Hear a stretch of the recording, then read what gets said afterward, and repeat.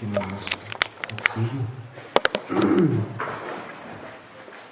Vamos ler para estudar o catecismo, depois dessa vida Santa Comunhão, pedir ao Senhor que nos ilumine, Ele é o Mestre interior, que nos faz compreender o que Ele mesmo nos revelou. Então já vimos Deus Pai e a criação em geral, agora vamos começar a ver em detalhe os anjos. Quais são as criaturas mais nobres que Deus criou? As criaturas mais nobres criadas por Deus são os anjos. Os anjos são mais nobres do que nós. Na escala dos seres, estão acima de nós. Quem são os anjos? São criaturas inteligentes e puramente espirituais sem corpo. Para que fim Deus criou os anjos?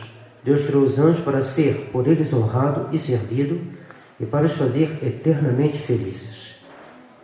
Então Deus os criou para que eles, o conhecendo, o honrem, o sirvam, e o servindo e honrando, o conhecendo e por isso honrando, porque a gente honra quem a gente conhece, conhecendo a Deus, sejam eternamente felizes na visão beatífica.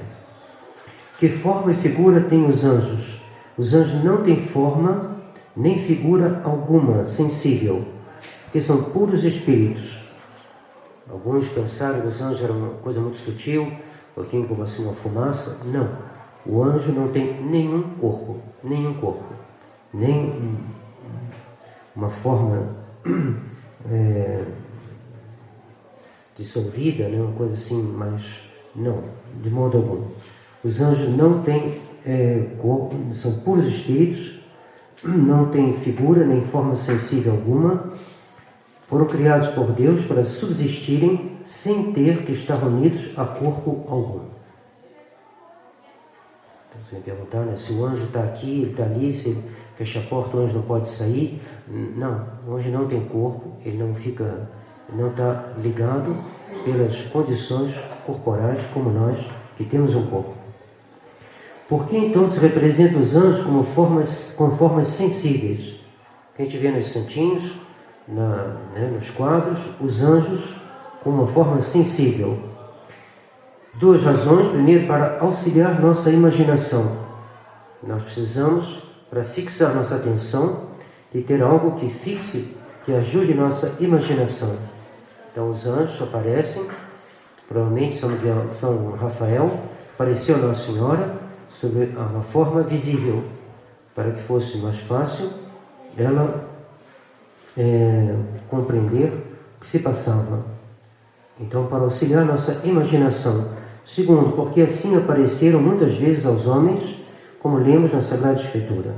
Então, não só na Anunciação, mas para Tobias, o anjo apareceu sob uma forma humana, e para Abraão apareceu na forma humana, em várias ocasiões, para São Zacarias, que o anjo apareceu sob uma forma visível.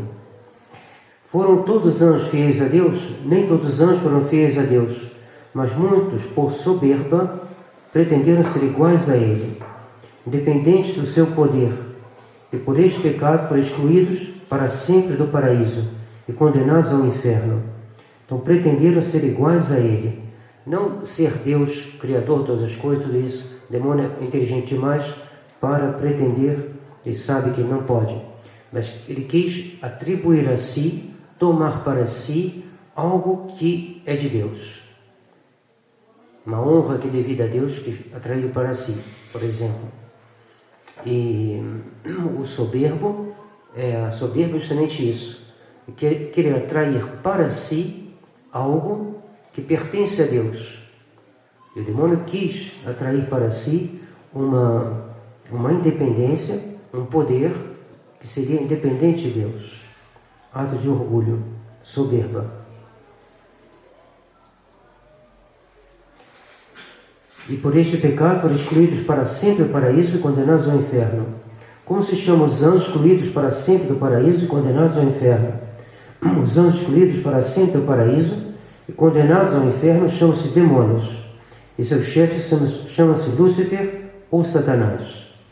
Demônios podem fazer-nos algum mal? Sim. Demônios podem fazer-nos muito mal à alma e ao corpo, se Deus lhe der licença, sobretudo tentando-nos a pecar. Então Deus permitiu ao demônio fazer mal a Jó, aos seus bens, à sua saúde, e Deus pode também permitir ao demônio que nos tente. Por que nos tentam os demônios? Os demônios tentam-nos pela inveja que nos têm e que lhes faz desejar a nossa eterna condenação, e por ódio a Deus, cuja imagem em nós resplandece. Então, duas razões. A inveja, ele sabe que nós podemos obter aquilo que ele perdeu definitivamente, então tem inveja de nós. Depois eles têm ódio a Deus, cuja imagem resplandece em nós. Ele tem medo de uma alma em estado de graça, mas ele tem ao mesmo tempo ódio de uma alma em estado de graça. E então, esse ódio, essa inveja, faz com que eles nos tentem. E Deus permite as tentações a fim de que nós, vencendo-as com a sua graça, pratiquemos as virtudes e alcancemos merecimentos para o céu. Grande mistério. Mas Deus não poderia impedir os demônios nos tentarem? Sim. Mas Deus permite para que nós, vencendo-as com sua graça, pratiquemos virtudes e alcancemos merecimentos para o céu. E aqueles que não vencem? Há um justo juiz de Deus que os pune, porque eles podiam vencer. Deus dá a graça para que a gente possa vencer. No justo juízo de Deus, Deus permite que aqueles que, por soberba, por orgulho, por alguma outra razão, se deixam em todo o pecado. O princípio de todo pecado é a soberba. Quando o demônio fala para Adão e Eva, sereis como Deus, se vocês comerem da árvore da ciência do bem e do mal, sereis como Deus. Houve ali um pecado de orgulho, que é exatamente o pecado do mundo moderno. Ciência do bem e do mal, a árvore da ciência do bem e do mal, ou seja, o homem decidindo o que é bem e o que é mal. Deus diz não matar, o mundo moderno diz pode matar. Legaliza a lei do aborto. A pena de morte não é contrária à lei de Deus. A pena de morte é uma defesa da sociedade em relação a um elemento que a destrói. Então é legítimo que a sociedade, o seu representante, condene à morte alguém que põe em risco a integridade da sociedade, a própria sociedade e seus membros. Mas o aborto não é isso. O aborto, ele vai diretamente contra o quinto mandamento, não matar, que é matar um inocente. Quando se condena à morte um assassino, não se mata um inocente. Se mata alguém que é um agressor. A criança não é agressora. A criança é inocente. A criança não merece a morte. Então, quando o homem moderno estabelece e aprova a lei do aborto, ele está realizando o que o demônio dizia: comei dessa árvore da ciência do bem e do mal, e sereis como Deus. Podereis modificar os mandamentos. Tem um mandamento, quinto mandamento, não matar, ou modificá-lo. O sexto mandamento, não pecar contra a castidade. O mundo moderno peca contra a castidade. Vende-se das farmácias o necessário para estimular e facilitar o pecado contra o sexto mandamento. Então Deus diz uma coisa, o mundo moderno diz outra. Isso já estava contido no pecado de Adão e Eva. Tomar da árvore da ciência do bem e do mal, ou seja, o homem estabelecer o que é bem e o que é mal. Não cobiçar a mulher do próximo. O mundo moderno diz não, pode fazer o divórcio e casar de novo. Então a gente vê que o mundo moderno, ele pega cada um dos mandamentos e os modifica. E por isso que é um pecado de soberba. Uma soberba que faz com que o homem se atribui algo que pertence a Deus. O demônio não ia dizer para Adão e Eva, não, vocês são os criadores do céu e da terra. Não, sabia muito bem que não eram. Adão e Eva bastante inteligentes para saber que eles não podem ser Deus, o Criador do céu e da terra, mas eles podem pegar algo que é de Deus. Essa ciência do bem e do mal, esse estabelecimento do que é correto e incorreto, do que pode e não pode, do que é bem e o que é mal, vocês podem modificar. Vocês podem tirar-se de Deus e admiti-lo para si. Tem um presidente da França que diz: a Santa Sé, ou a Igreja, não pode interferir nas nossas leis. Ela não pode. Não admitimos isso. Admitimos que venha nos dizer que a nossa lei tem uma potência estrangeira que vai dizer que a lei do Estado francês tem que se submeter. Não. Nós somos independentes. A Igreja tem nada a ver com nossas leis. Nossas leis valem aqui no território francês e acabou. E ninguém tem nada com isso. A Igreja não tem autoridade para dizer nada sobre nossas leis. O pecado de Adão e Eva, repercutido no mundo moderno com uma força terrível, mas já está contido. É o pecado de Adão e Eva. Como poderiam vencer as tentações? Essa tentação de Adão e Eva, podiam vencer? Claro que podiam. E nós podemos vencer as tentações que nos fazem? Claro que podemos. Vence as tentações com a vigilância e oração. Vigilate et orate. Vigiai e orai. Vigiai primeiro. Então não se ponha em situação próxima de pecado.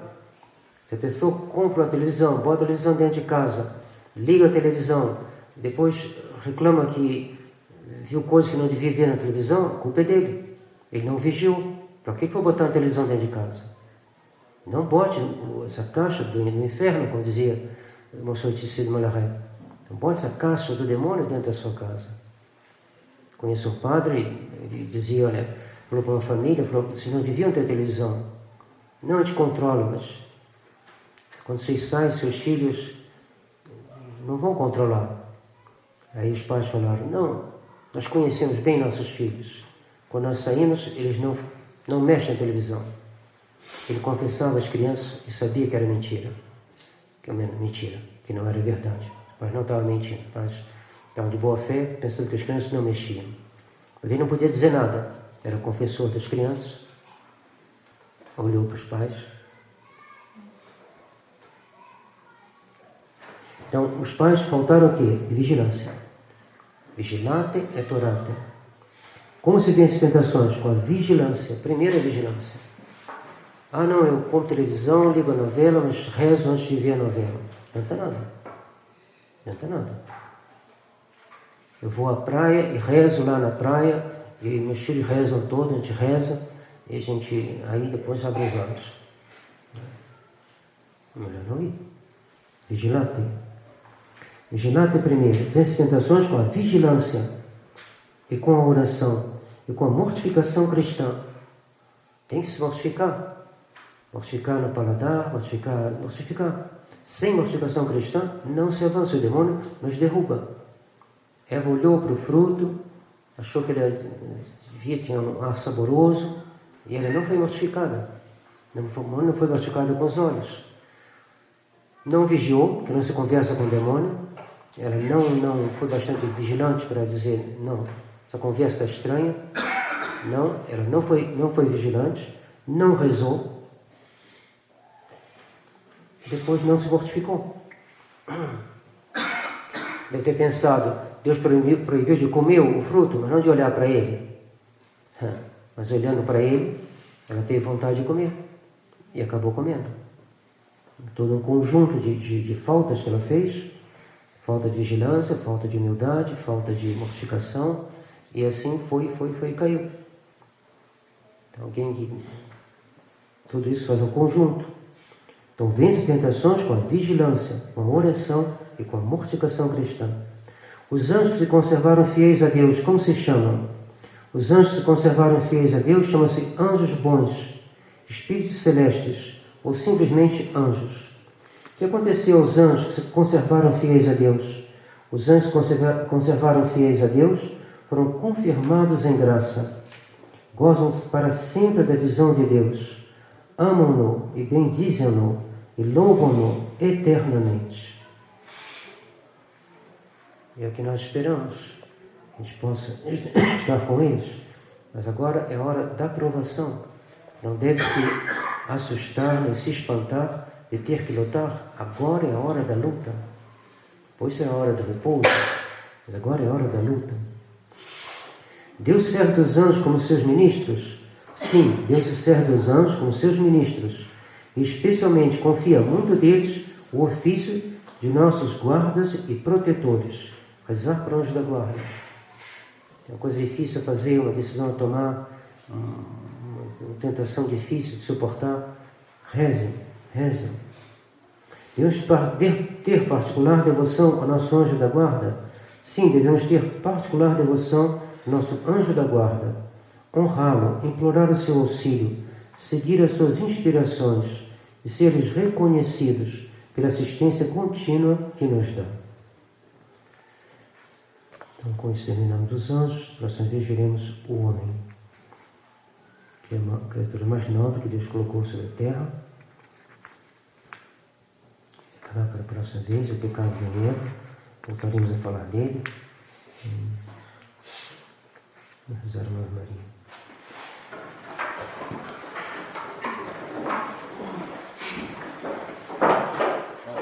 Cheia de graça, seja convosco, bendita sois vós entre as mulheres, bendito é o fruto do vosso ventre, Jesus. Santa Maria, Mãe de Deus, rogai por nós, pecadores, agora e na hora de nossa morte. Amém. São Pio X, rogai por nós.